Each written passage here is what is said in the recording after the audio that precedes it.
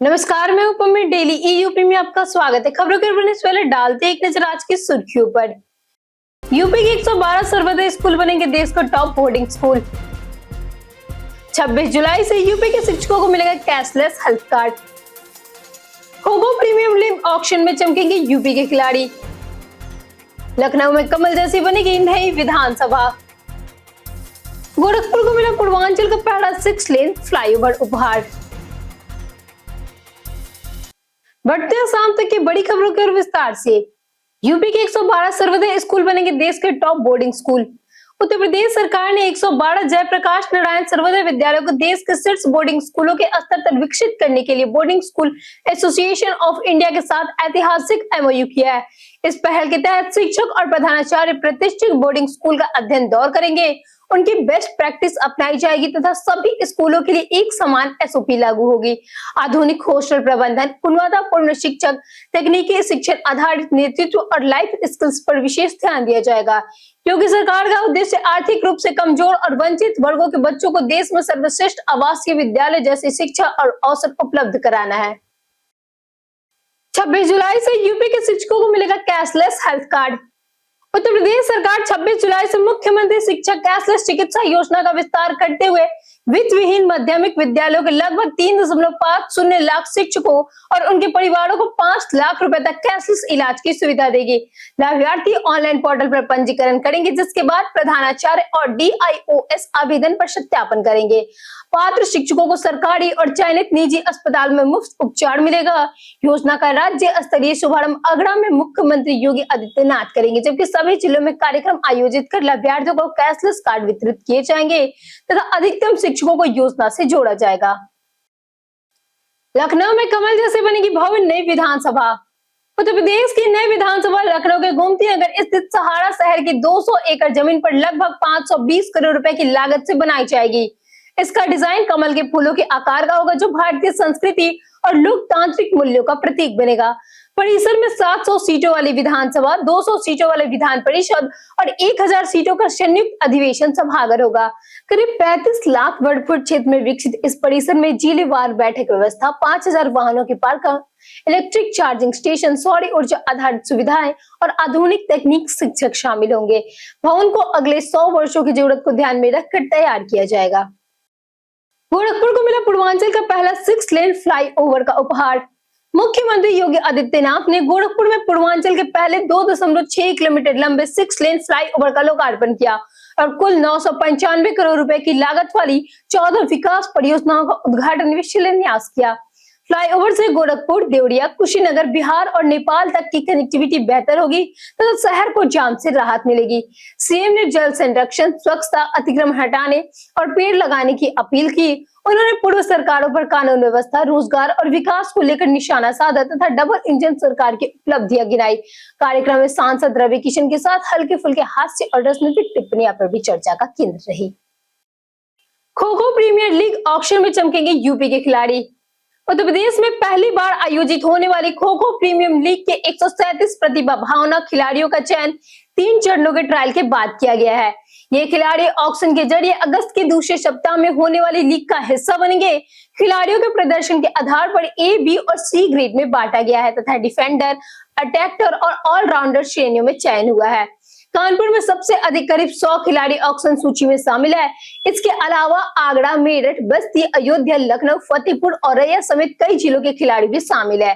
League का उद्देश्य खिलाड़ियों को बड़ा मंच देना है। रेलवे कर्मचारियों के घरों तक पहुंचेगी पाइप नेचुरल गैस की सुविधा।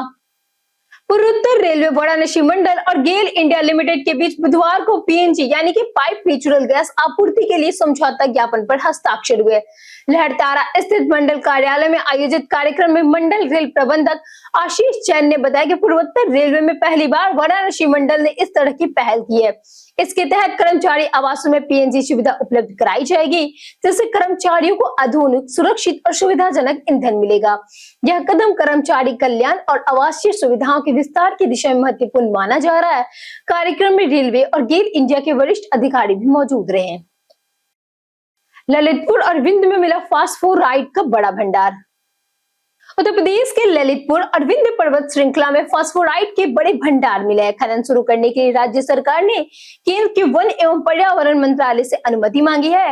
मंजूरी मिलने पर खनन शुरू होगा, जिससे किसानों का सस्ता फास्फोरस उपलब्ध होगा और दलहन, बागवानी व पुष्प खेती की लागत घटेगी।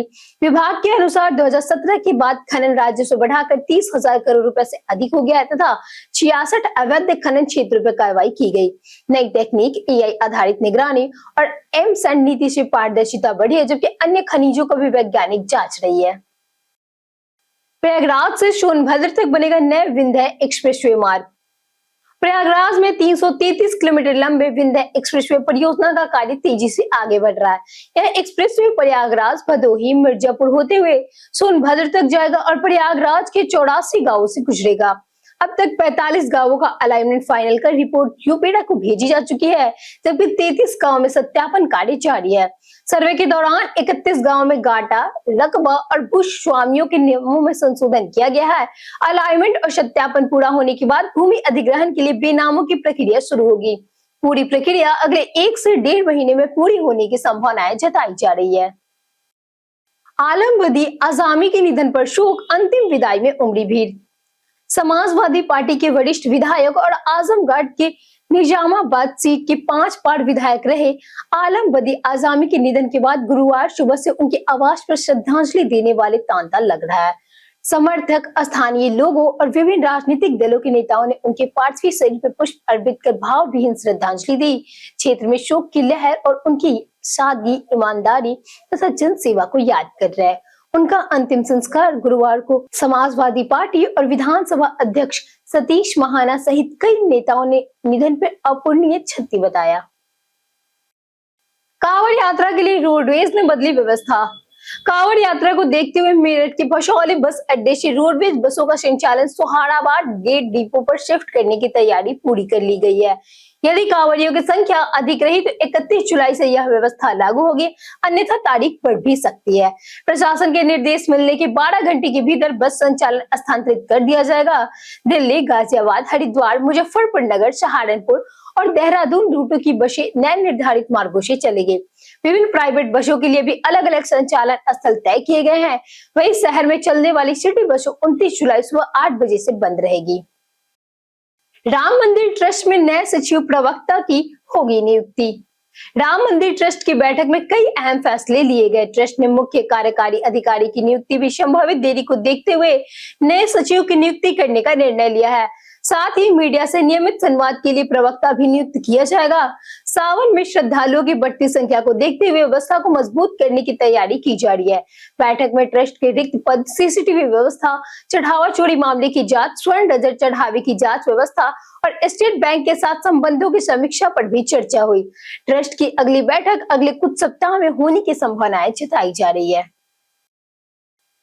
वाराणसी दौरे पर धर्मपाल सिंह ने किया बाबा का दर्शन। यूपी बीजेपी के महामंत्री धर्मपाल सिंह ने बुधवार सुबह वाराणसी स्थित श्री काशी विश्वनाथ धाम पहुंचकर बाबा विश्वनाथ के विधि विधान से दर्शन और पूजन किया। सुबह करीब 7:30 से मंदिर के गेट संख्या 4 से परिसर में प्रवेश कर गर्भगृह पहुंचे, जहां उन्होंने ज्योतिर्लिंग का अभिषेक और पूजा अर्चना की। मंदिर के अर्चक टेक नारायण सिंह ने वैदिक मंत्र उच्चारण के साथ पूजा संपन्न कराया। इस दौरान संगठन के कई वरिष्ठ नेता भी उनके साथ मौजूद रहे।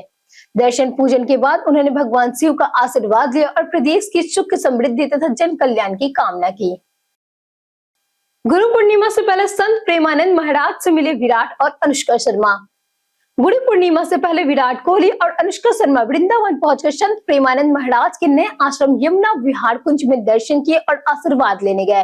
दोनों मास्क पहनकर और नंगे पैर कीचड़ भरे रास्ते से आश्रम पहुंचे, जहां करीब 1 घंटे तक एकांत में बातचीत की। बाहर निकलते समय विराट के माथा पर चंदन का तिलक और हाथ में प्रसाद था। इसके बाद उन्होंने हित गोविंद सिंह शरण महाराज के आश्रम में भी दर्शन किए। लोग राधे राधा कहकर अभिवादन कर एक स्टार कपल की शादी और आध्यात्मिक आस्था की सोशल मीडिया पर जम की सराहना हो रही है। बीजेपी ने दलित वोटरों के लिए बनाई नई राजनीति। यूपी विधानसभा चुनाव 2027 की तैयारी में बीजेपी ने दलित वोटरों तक पहुंच बढ़ाने के लिए नई रणनीति बनाई है। पार्टी ने सभी 1.74 लाख बूथों पर 20 से 25 दलित कार्यकर्ताओं की सूची तैयार करने और उनके माध्यम से क्षेत्र के अन्य दलित मतदाताओं से संपर्क बढ़ाने के निर्देश दिए हैं। 403 विधानसभा क्षेत्रों में आयोजित बूथ सम्मेलन में बूथ अध्यक्षों का सत्यापन, सक्रिय सदस्य और पद अधिकारियों की सूची की समीक्षा की गई। प्रभावशाली की वेटरों की पहचान करने और विपक्षी दलों के प्रभावी नेताओं का भी आकलन करने को कहा गया, ताकि चुनावी रणनीति और बूथ स्तर का संगठन मजबूत किया जा सके। लखनऊ में इलेक्ट्रॉनिक्स दुकान बनी चोरों का निशाना। लखनऊ के काकोड़ी थाना क्षेत्र स्थित टिकड़िया मोड़ भड़ुआ रोड के राधा कृष्णा मार्केट में चोरों ने विश्वजीत इलेक्ट्रॉनिक्स दुकान का शटर उखाड़कर करीब 7 लाख रुपए के स्मार्टफोन, इलेक्ट्रॉनिक सामान और अन्य कीमती वस्तुएं चोरी कर ली। गुरुवार सुबह दुकान खोलने पहुंचे दुकानदार ने शटर टूटा और सामान बिखरा देखा, जिसके बाद पुलिस को सूचना दी। मौके पर पहुंची पुलिस ने जांच शुरू कर आसपास के सीसीटीवी फुटेज खंगालना शुरू कर दिया है। घटना से व्यापारियों में आक्रोश है और उन्हें रात्रि गश्त पर सवाल उठाए हैं। पुलिस तहरीर मिलने के बाद आगे की कार्रवाई करेगी।